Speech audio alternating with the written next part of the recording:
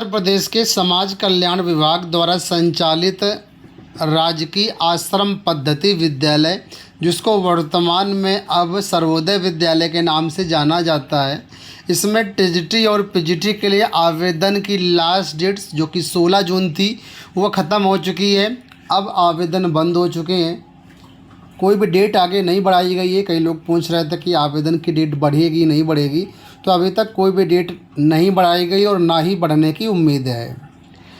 ठीक है, तो बहुत सारे छात्रों के प्रश्न आ रहे थे कि सर इसमें मेरिट कैसे बने, गुणांक कैसे कैलकुलेट होगा, चयन कैसे होगा, इंटरव्यू कहाँ पर होगा और इसमें फाइनल सिलेक्शन कैसे होगा। तो ये सारी जानकारी आपको इस वीडियो में बताऊंगा, विद एग्जाम्पल प्रॉपर समझा करके आपको बताऊंगा कि कैसे चीज़ें यहाँ पर आगे होंगी और कैसे ये सारी चीज़ें आप यहाँ पर देख पाएंगे, कैसे आपको इसके एडमिट कार्ड वगैरह मिलेंगे और इंटरव्यू में क्या क्या लेकर के आपको जाना है। तो वीडियो बहुत ही इम्पॉर्टेंट है, आप इसको अंत तक देखना। अगर आपने हमारा चैनल सब्सक्राइब नहीं किया, चैनल को सब्सक्राइब कर लीजिए, इस वीडियो को लाइक और शेयर कर दीजिएगा। वीडियो के अंत में कोई प्रश्न होता है तो आप कमेंट बॉक्स में पूछ सकते हैं।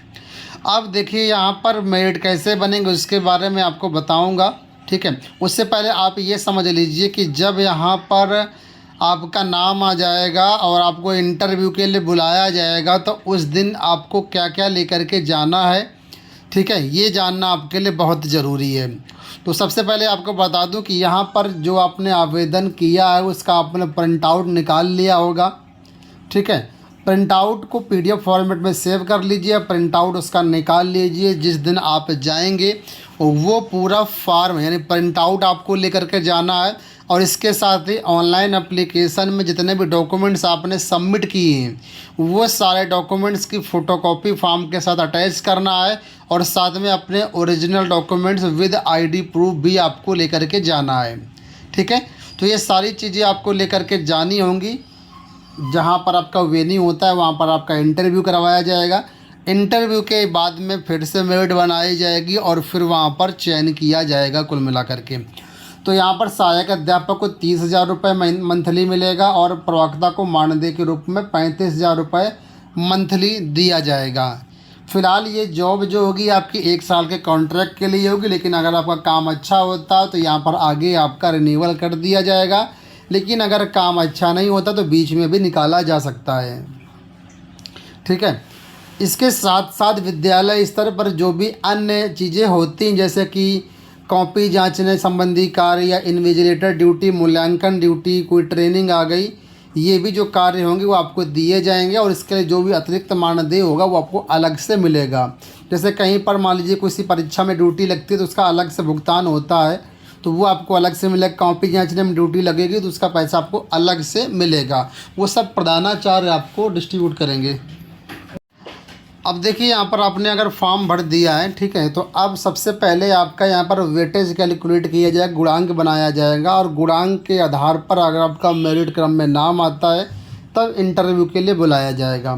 सपोज करिए आपने सहायक अध्यापक के लिए आवेदन किया है, ठीक है, तो सहायक अध्यापक का जो वेटेज है इस तरीके से यहाँ पर बताया कि इसके अनुसार कैलकुलेट किया जाएगा।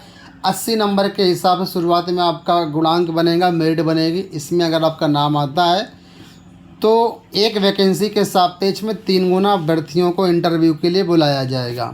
ठीक है, अब ये मेरिट कैसे बनेगी विद एग्जाम्पल मैं अभी आपको बता रहा हूँ, आप वीडियो को बस अंत तक देखते जाइए।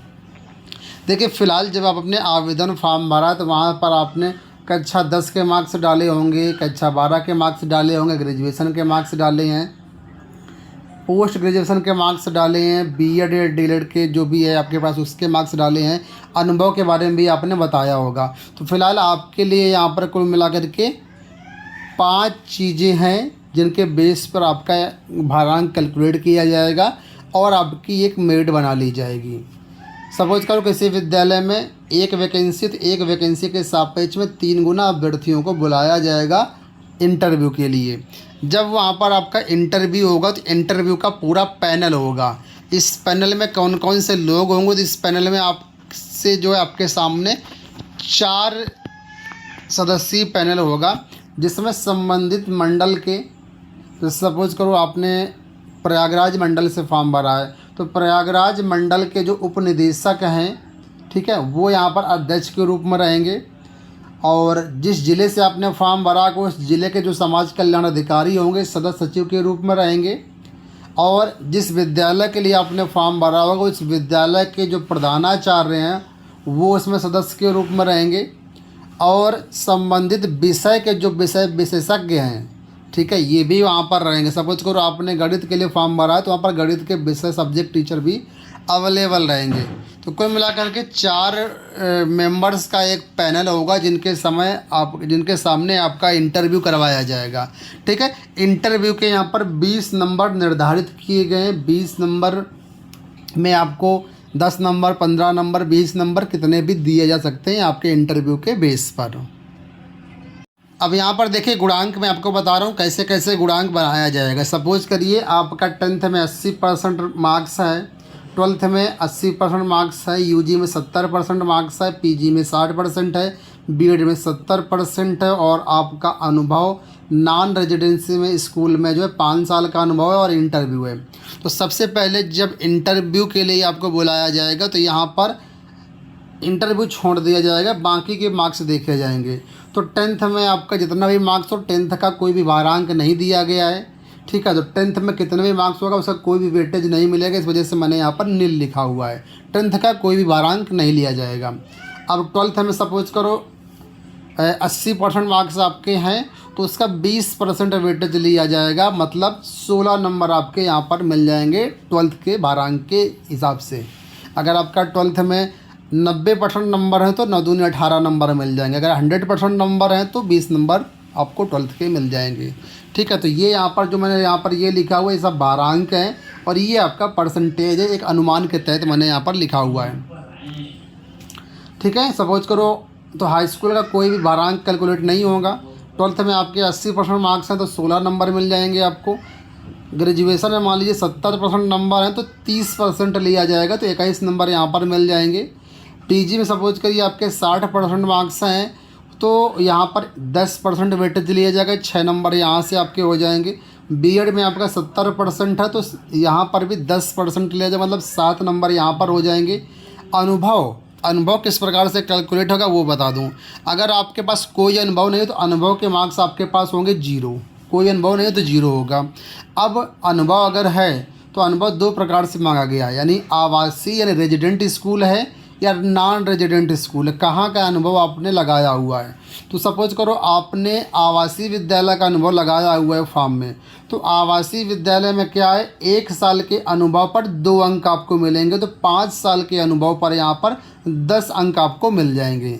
लेकिन अगर आपने अनुभव अनावासीय यानी नॉन रेजिडेंट स्कूल का लगाया हुआ है और 5 साल का अनुभव हुआ तो 1 साल के अनुभव का 1 नंबर मिलेगा, तो 5 साल के अनुभव का 5 नंबर मिल जाएगा।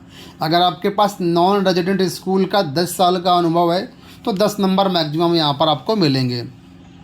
तो स्टार्टिंग में केवल इतना ही देखा जाएगा, 12th, ग्रेजुएशन, पीजी, बीएड और अनुभव, इन 5 फील्ड के अनुसार वेटेज निकाला जाएगा और जितना भी मार्क्स होगा उसमें फिर मेरिट बनाई जाएगी और वैकेंसी के सापेक्ष में 3 गुना अभ्यर्थियों को इंटरव्यू के लिए बुलाया जाएगा। ठीक है, इतनी बात समझ में आ गई। अगर आपका इस मेरिट में नाम आता तो आपका इंटरव्यू कॉल आएगा, अगर नाम नहीं आता तो इंटरव्यू कॉल नहीं आएगा। अब बात करते हैं इंटरव्यू कॉल आया नहीं आया वो कैसे चेक करेंगे। तो इसके लिए देखिए ऑफिशियल वेबसाइट है जहाँ से आपने आवेदन किया था, यहीं पर एक लिंक दिया गया साक्षात्कार हेतु चयनित अभ्यर्थियों की सूची। जैसे ही यहाँ पर कोई सूची आएगी, ठीक है, तो यहीं पर लिस्ट आ जाएगी, यहाँ से आप लोग चेक कर लेना। और नोटिस के बारे में जैसे सारी जानकारी मैं चैनल के माध्यम से आपको बताता रहूँगा, चैनल को सब्सक्राइब कर लेना। जैसे ही यहाँ पर लिस्ट आएगी मैं आपको अपडेट कर दूँगा और टेलीग्राम पर भी डाल दूँगा, तो टेलीग्राम भी आप ज्वाइन कर लेना, लिंक वीडियो के डिस्क्रिप्शन बॉक्स में हमने दे दिया है। ठीक है, अब इंटरव्यू क्या लेकर के जाना मैंने आपको ऑलरेडी बता दिया। जो भी डॉक्यूमेंट्स आपने फॉर्म में सबमिट किए हैं वो सारे डॉक्यूमेंट्स ओरिजिनल, फोटोकॉपी और प्रिंट आउट लेकर के आपको जाना है। इंटरव्यू हो जाएगा। इंटरव्यू 20 नंबर का है। इंटरव्यू जब 20 नंबर का है, 20 में आपको 20 मिलेंगे, कितने मिलेंगे वो तो इंटरव्यू पर ही डिपेंड करेगा। मान लेता हूँ मैं यहाँ पर आपका इंटरव्यू में 20 मिल गया, तो फिर से दोबारा से मेरिट बनाई जाएगी और अब देखा जाएगा कि टोटल कितने गुणांक आपका बन रहा है। तो यहाँ पर इस सिनेरियो में मेरा गुणांक यहाँ पर देखिए बन रहा है 75, 100 में 75 का गुणांक बना मेरा, ठीक है। तो यहाँ पर कुल मिलाकर के अब फिर से मेरिट बनाई जाएगी और जिसका हाईएस्ट होगा उसका यहाँ पर वैकेंसी के हिसाब से चयन कर लिया जाएगा। तो दोस्तों ये पूरी प्रक्रिया रहेगी। यहाँ पर गुणांक कैसे बनेगा, इसी प्रकार से प्रवक्ता का भी गुणांक बनेगा। गुणांक कैसे बनेंगे उसकी जानकारी के लिए मैंने अभी आपको नोटिफिकेशन दिखाया था, उसी के अनुसार आपका गुणांक बनाया जाएगा। तो उम्मीद करूँगा वीडियो आपको पसंद आया होगा। इस वीडियो में इतना ही, धन्यवाद।